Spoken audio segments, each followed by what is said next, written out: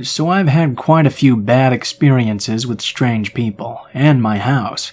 From when I was young, an old man would come banging on our door late at night, demanding to see me, causing me to have to hide in the house and not be allowed into my garden alone for years. Or the one time a man came knocking on our door late at night with a knife because he mistook our house for my neighbor's. These experiences all caused me to be very cautious about opening the front door to anyone, or even being in the house alone in general, especially at night. But one evening was definitely the worst. It was around 6 p.m. in October of 2018. I'm from England, meaning it was already pitch black outside at this time of year. I had just gotten home from work and was sat in my room upstairs just watching YouTube on my laptop. My mom shouted up to me that she was going to pick my brother up from work and would be stopping off at the petrol station on the way back. She would be gone for a little bit and asked if I wanted to come. I said no though and carried on with my videos.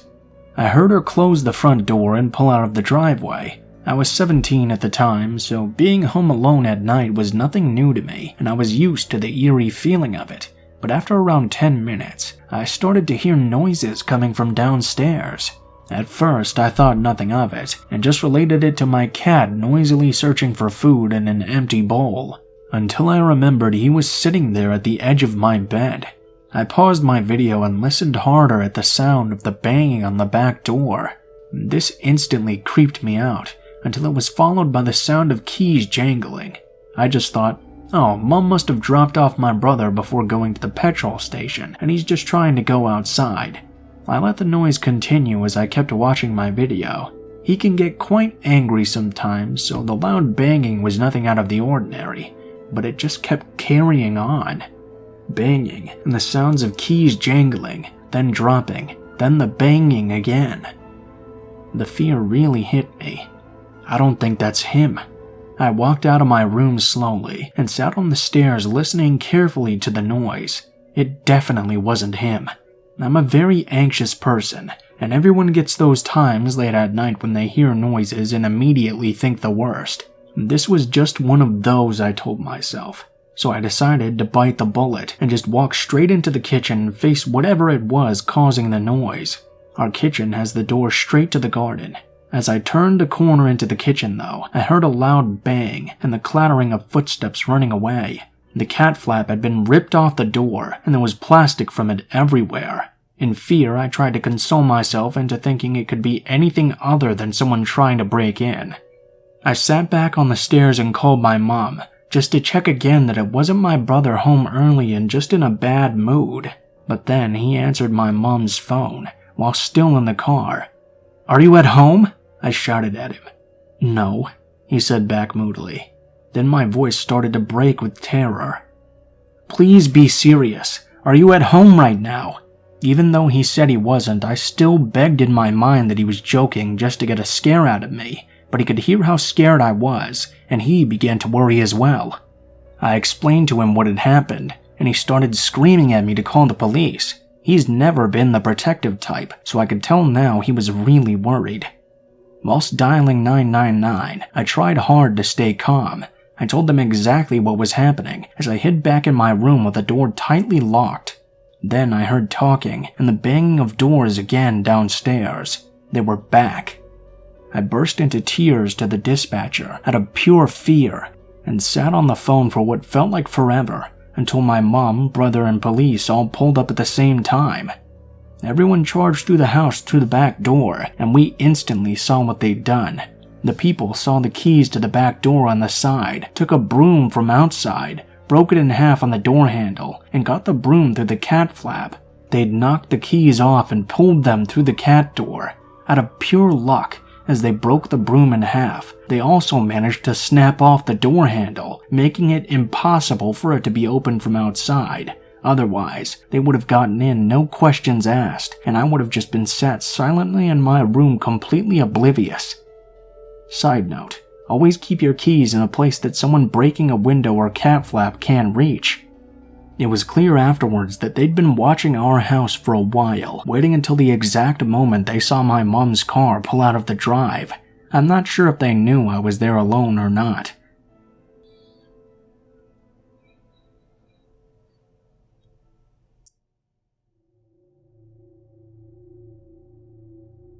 I worked at a boxing/MMA gym almost 20 years back, essentially as a receptionist. We were deep in the ghetto. I almost didn't take the job because of the neighborhood's reputation, but the friend who recommended the place said it was the most fulfilling office work I'd ever find, so I gave it a try, and it turns out he was right. Before working there, I thought I'd grown up lower middle class, and that I'd become pretty broke at that point in my life. Compared to the quality of life in our community, though, I was Bill Gates. The school-to-prison pipeline was the standard around here, and we accepted that it was bigger than all of us. We were just trying to divert as many kids away from it as we could. As a result, our biggest program was a teen MMA class that met every night except Sundays to help keep our kids off the streets. We had one kid from that program who was a total wild card. Cisco had been coming in since he was 4 years old, and in our after-school fitness program. Then he had risen through the ranks to actually become one of our trainers and even a semi-professional fighter. But as professional and disciplined as he was inside the gym, he could be as wild and unhinged outside. There was just too much going on at home. At the time of this incident, he had just turned 16. We had one fitness instructor, Chandra, who knew everything there was to know about physiology, nutrition, and all things exercise. She was as dumb as a brick, though, when it came to common sense. She was always getting roped into MLM-type stuff back when they were still called pyramid schemes. We had poached her from a fancy franchise gym on the other side of town. The owner found out she'd grown up around here and guilt-tripped her into coming home. Whenever we had rich-looking prospective clients, we always sent her to pitch them instead of our usual outreach people. Finally, there was Alcis. Alcis was the golden child of our Beat the Streets program. Growing up in one of the roughest parts of town, one sibling murdered and 2 in prison, but she was still in school getting straight A's and applying to colleges for that next year as well.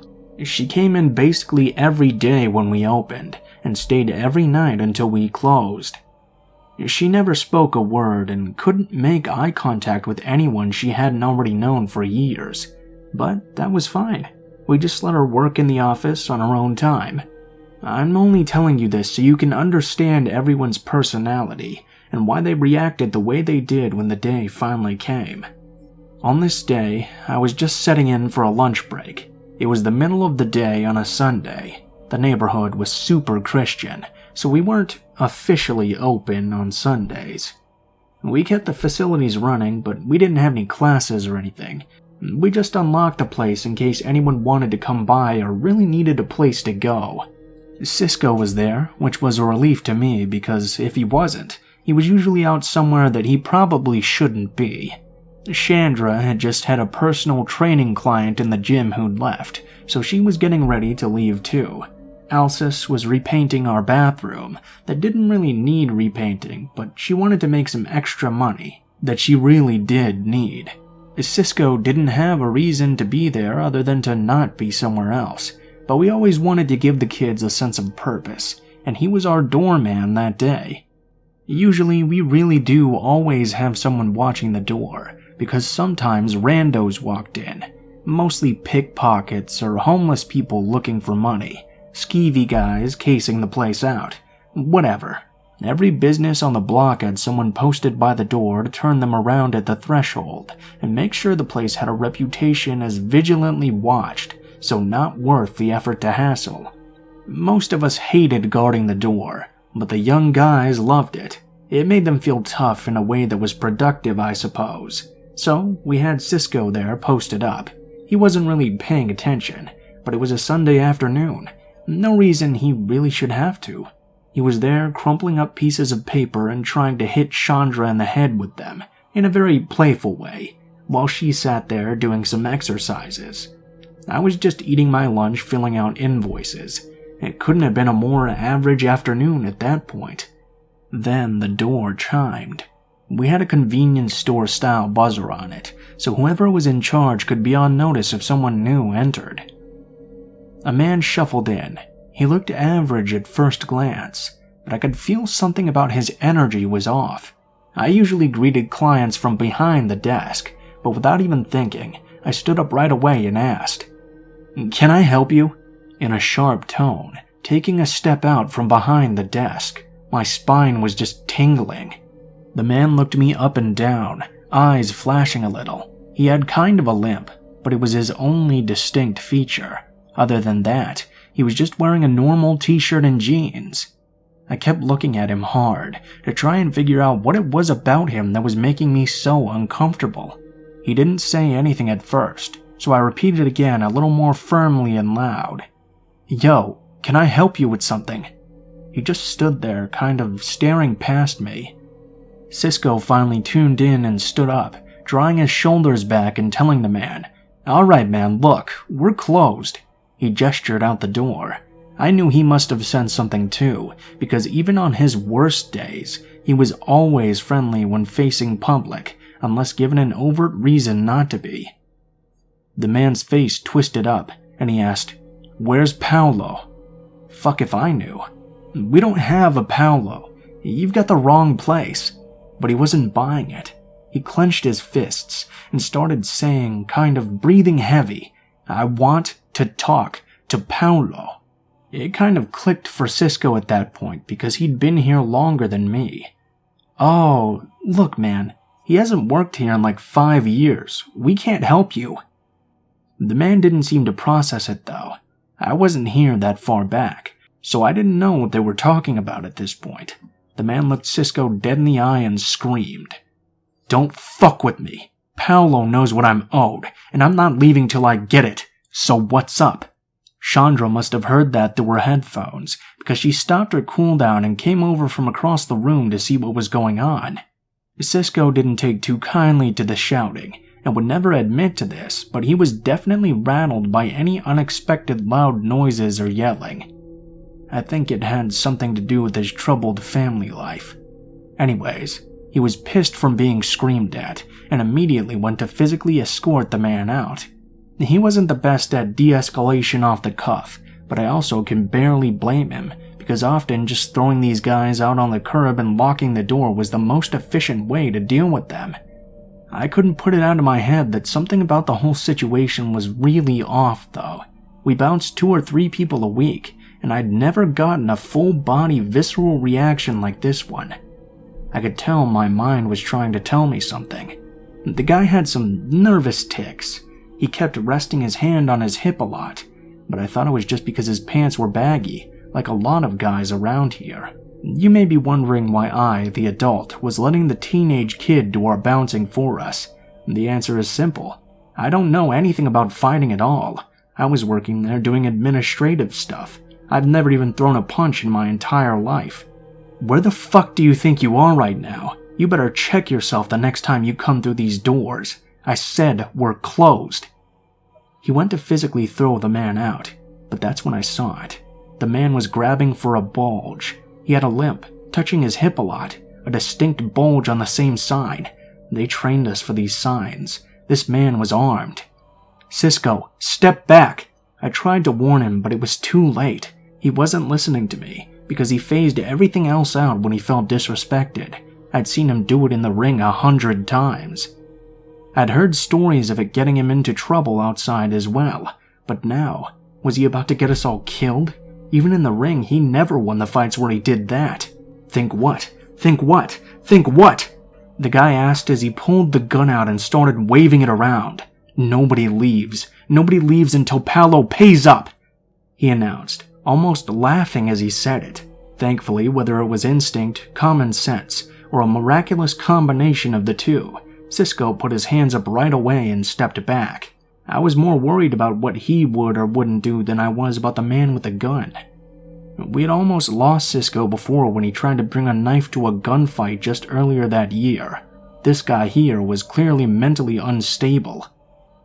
Not trying to prove he was the biggest, toughest guy on the street, but I didn't know if Cisco was mature enough to differentiate between movie-style bad guys and reality-style mentally ill crackheads.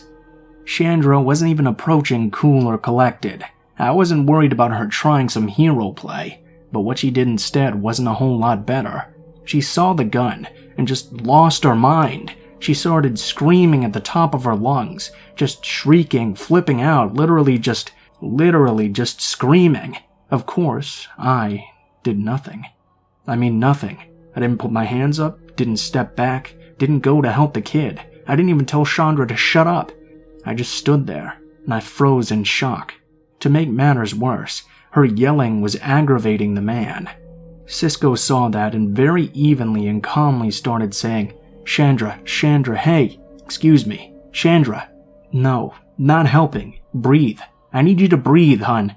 There was a plus side to Chandra's screams, though. It got Elsa's attention from the back in the bathroom. I caught her ever so gently shutting the door from the corner of my eye. Thankfully, the man didn't. I was trying to think of something to say or do. I'm embarrassed to even admit it now, but honestly, I was trying to remember hostage scenes from movies. I just drew a complete blank. All I could think about was how I'd always wanted to take my dad to a Broncos Super Bowl, and that I might die before I ever got the chance. For some reason, that clouded all my thinking about how to potentially not die and kept me from assessing the reality. Even now, it's still my clearest memory of the ordeal. At least I knew exactly what not to do. It wasn't because of any special expertise or presence of mind. Raw survival instinct kicked in. If I felt myself going to do or say something that could set the gunman off, my body physically overrode my mind and wouldn't allow me to. I was paralyzed with fear, but I suppose it was a healthy fear. Cisco, realizing how totally ineffectual I'd become, stepped up to the plate once again. He spoke calmly and slowly from the start, but like I said, Cisco was a wild card. I was petrified to have him running this, not knowing if he'd be sweet-talking one minute and lunging for the gun or saying something to antagonize the man another. You want to talk to Paolo, right? Just let me go get him, okay? Cisco offered. The man thought about it for a second and agreed. All right, I'm going to go and call for him for you now, okay? No phones. No. The man started muttering. I realized with it being Sunday, it could realistically be 24 hours before anyone came into the building or started actionably wondering where any of us were. I was too scared to fully dismay at that additional layer of chaos, though. I think Cisco had planned to call somebody other than Paolo, because I could see the disappointment on his face. Hey man, how can I get in touch with him for you if you won't let me call him? Shut up! I'm thinking! The man shouted, kicking over a display stand in a burst of rage. This startled Chandra into crying. Shut up! Shut up! Just shut up! He started pacing back and forth. Cisco visibly flinched at the screaming, but soldiered forward nonetheless. Hey, I'm Cisco. Do you have something I can call you? The man paused for a second, obviously carefully considering his answer. Just call me Troy, but don't talk to me. Where is he? He had just told Cisco not to talk to him, yet also asked him a direct question. That was too much even for him. The survival instinct forced me to start forming some sentences. My voice was cracked and barely audible, but it was coherent enough. So, Troy, was it? Paolo, it sounds like, he doesn't work here. But what do you need from him? Maybe I can help you instead. I told myself over and over in my head to just treat him like any other disgruntled client and rely on the script. That was muscle memory. I could literally recite it with a gun to my temple. He knows what he owes me. I had no clue how to respond to that, but hey, at least he wasn't shouting anymore. Can't you tell us what Paolo owes you? Maybe we can help. No. I want to deal with him directly. Where is he? Cisco told him again that we could help him if he just explained what he wanted. It continued like that in a circle for 30 or 40 minutes more. Long silences in between where Troy both cried and tried punching through a wall unsuccessfully. Suddenly the phone rang. He didn't like that one bit. What is that? He asked, as though we'd somehow made it ring. The phone, I explained, each word taking my breath away. Make it stop. By this point, he'd become comfortable enough with Cisco that he was letting him move around a little. They were chatting about baseball in some random neighborhood convenience store. He actually remained pretty level-headed as long as Chandra stopped asking him to just let her go or sobbing uncontrollably. Cisco went over, picked up the phone and hung it back up. But within seconds it was ringing once again. I said, "Make it stop!" Troy bellowed, kicking at another stand. This one was weighted down with concrete, so he hurt his foot. That just made him angrier. He started waving the gun around wildly, chattering incoherently, rather than just holding it at his side like he had been. Needless to say, we were all very anxious to shut that phone off. We assumed it was some ornery parent calling to complain about their child's tuition charge coming through. We couldn't have guessed who it actually was. Cisco picked it up again and hissed, "Stop calling. We're closed. Stop." He slammed it down again, but immediately it rang a third time. Troy pointed the gun in my general direction and put his finger right on the trigger, screaming, "I said cut it off!" Cisco ripped the phone cord out of the wall. "It stopped. It stopped. You don't have to do anything, okay? You don't have to do anything." That whole sequence of having a gun pointed at me, only to be saved by a teenager's drastic action, felt as though I was watching it happen to someone else more than something that was happening to me. It still does, even looking back on it now. For whatever reason, Chandra thought the heels of this phone saga was the appropriate moment to try for the third or fourth time to talk her way out of the situation.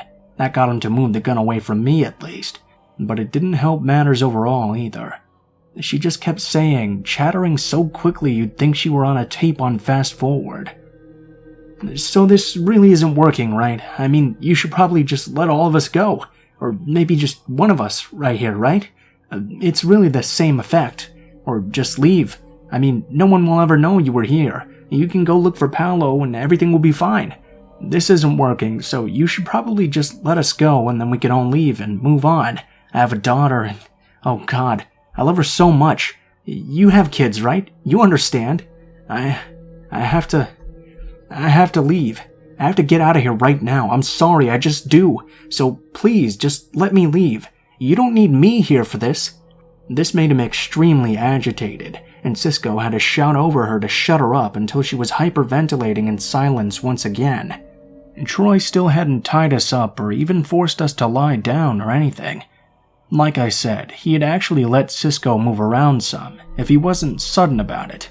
Cisco's overall goal was to keep the man calm, but every so often he kept trying to bring the conversation back to what he actually wanted so he could start working on convincing him to let us go. Every time, though, he would just say, "If Paolo gives it up, we'll be fine. It'll be fine, but it's time for me to be a man right now, because I'm done waiting." If we pressed him on what exactly he wanted, it would trigger a rage. He'd interpret it as us questioning whether or not he could have it. Something along the lines of, "I want what I'm owed. Don't try to act like I don't have this fucking coming. You know he's been holding out on me." We tried to get across to him that it was in his best interest to be specific in his demands. If it was money, we'd just pay him. If it was drugs, Cisco probably had a hookup. If it was a woman, Chandra would replace her. If it wasn't something else, we'd figure out something else. Whatever it was, we were hoping once we knew we could start appealing to the molecule of rationale that was buried behind this decision-making and begin negotiating a release. But every time we tried to figure it out, it just made it even worse. It seemed like he was getting angry at us that we didn't just already know. I had a sneaking suspicion that with the stress, pressure, and sudden burst of new information, even he wasn't sure what he wanted, and that was making him angry. I tried to help where I could, but it was really all I could do to not curl up on the ground and hyperventilate like Chandra. Worse, it turned out that was what Chandra did when she was relatively well composed.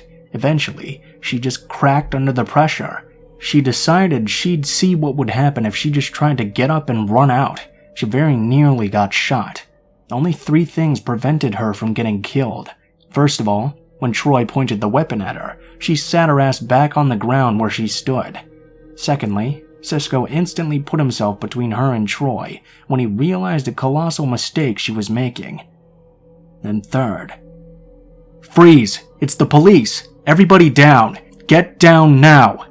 Those 3 calls earlier were not a complaining parent or telemarketer. It was the cops trying to make contact. When they couldn't, they knew so little about the situation, they eventually just decided to go in.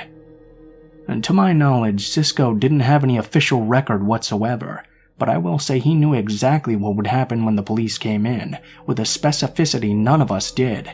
He laid down exactly how they wanted him to, was a step ahead of all their directions. The only light-hearted part of this all was holding that over his head after the dust settled. They cuffed all of us at first until they could determine who was perpetrating a crime and who was the victim of one. They subdued Troy with nothing more than pepper spray. Oh, life pro tip by the way, if you think someone's gonna be pepper sprayed, get the fuck away from them. That shit travels all through the air, even if it's not directed anywhere near your face. I was handcuffed when they sprayed him, so I couldn't even cover my eyes with my shirt or anything. Anyways, one of their tactical-looking guys was helping us get uncuffed, as they realized Troy was the only criminal. Hold it, I only count 3. Where's the 4th? The caller reported a minimum of 4 victims, right? I was stupid enough to say in my peppery post-hostage haze, there was another girl. All they heard was, and immediately went to the worst-case scenario. They deduced who the bad guy was by this point, and were cross-checking their notes, getting in Troy's face. "Where is she, damn it? What did you do to her? Tell us right now or God help me." I composed myself enough to point towards the bathroom, as it all came snapping back to me, because of course Troy couldn't help them. He didn't even know what they were talking about. The police kicked the door down, and there was Alcis just huddled in a corner, hysterical. It took everything she'd had just to stay silent through the whole thing, not knowing if everyone was okay or what was going on. She saved us. She had painted 911 on the window with her paint, and that's why the cops came. One of our owners spotted the 911 right away when he pulled up, and called the police, giving them all the pertinent information about who was likely to be there that day. That neighborhood had so much crime, more sinister, targeted, and tragic than this, that our ordeal didn't get a whole lot of attention. Later that night, 3 kids younger than Cisco were shot nearby in some gang thing, and the 1 or 2 people who wanted to report on what happened over here dropped our story to cover that instead. One of the responding officers was so touched by Alsa's quick thinking that he got his department to team up with his brother's small business to give her a very healthy college scholarship to commend her for her bravery. It was the final straw for Chandra, though. She went back to teaching on the other side of town within a couple of weeks of this happening. Out of courtesy, she'd still do a few personal training sessions here and there, but even that stopped after a while longer. I don't blame her whatsoever. I don't think anyone who was here for it does. Troy never clearly articulated what it was he actually wanted that day. We were never able to track down Paolo to ask if he even knew he owed Troy something, or could lend any context. No one at work really talked about it much besides that either. I mean, it was all anyone talked about for about 2 days, but then everyone just moved on with their lives. I don't know how they did, because it was the single most petrifying thing I've ever experienced. Cisco was even able to look back and laugh about it just a couple of weeks later. But even though it's been years now, I still can't laugh about it. Not too long afterwards, I had to move, so I left the job. I miss the kids, but I don't miss the reality they were facing every day.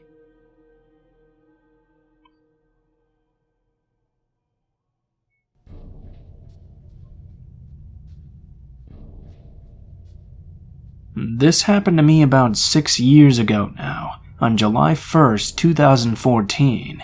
In Canada, July 1st is a national holiday, and in Vancouver, where I'm from, there are always fireworks in English Bay at around 10 p.m.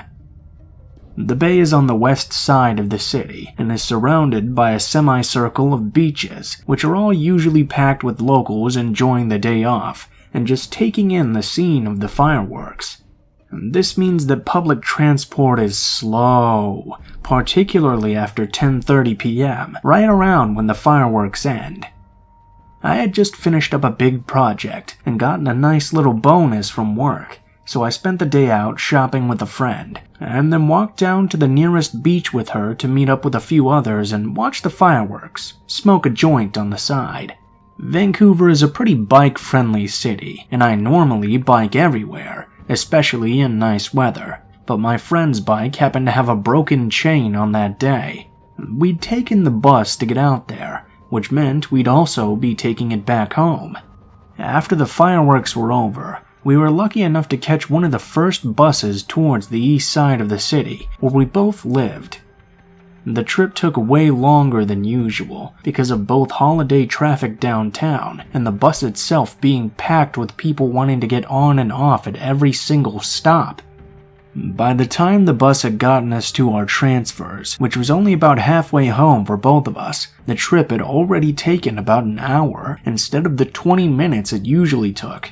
Hastings Street is one of the main bus thoroughfares in Vancouver, served by at least 10 different bus routes.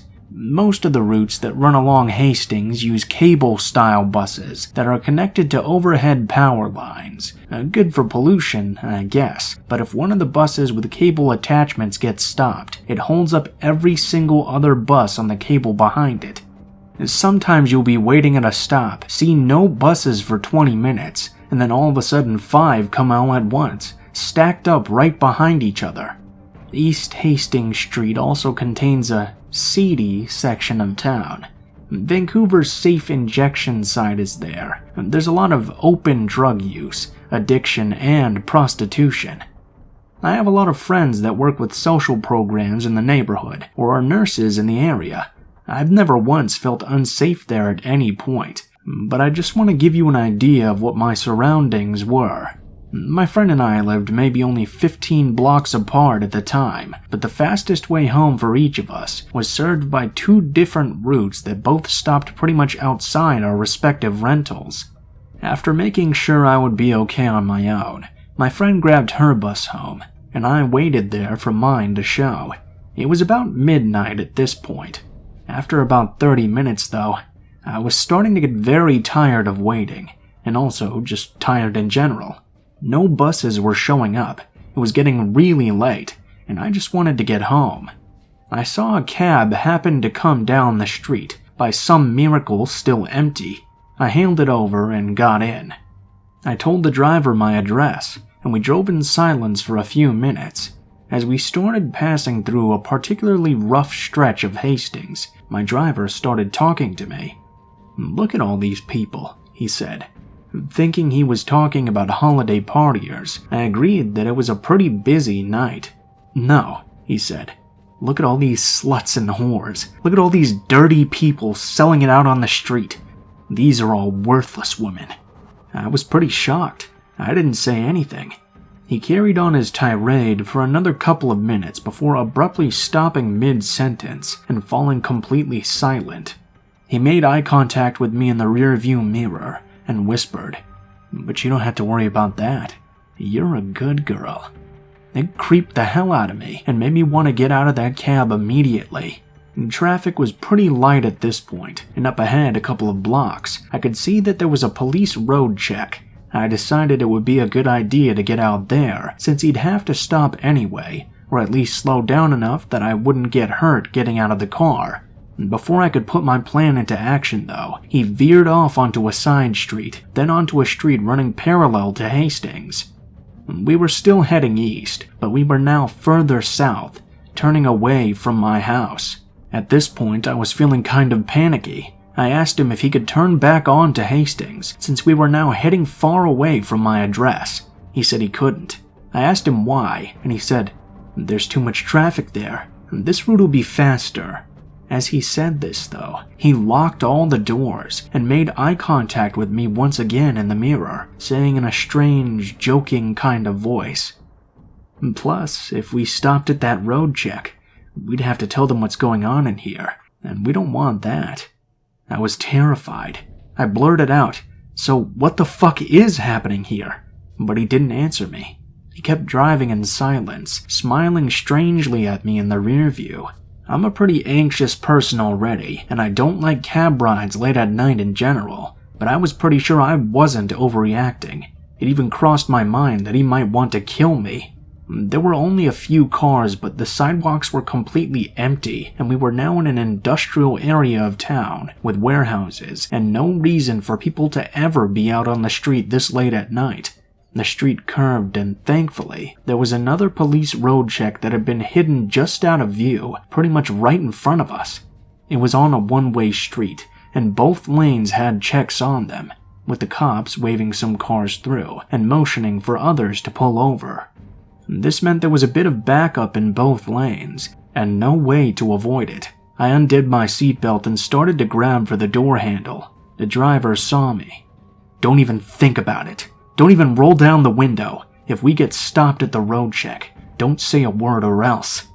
Well, of course I didn't listen to any of that. I just unlocked the door, yanked it open at the same time, and sprinted across a lane of traffic to a gas station on the other side of the street, crying the whole way. I had left all my purchases in the cab, and he didn't even stick around to get his fare. He just sped away after getting waved through the road check. In my fear, I didn't think to get the number of the cab, and now, years later, I can't even remember which company it was. I wish I had said something to the cops at the roadblock, but I was shaking and just wanted to go home, lock my doors and windows, and crawl into bed. I don't know if the driver was just worried about me skipping out on my fare, or if something more sinister was going on, but from time to time I still think about it. I always make sure I have a plan to get home that doesn't involve a taxi if I'm out and it's getting late.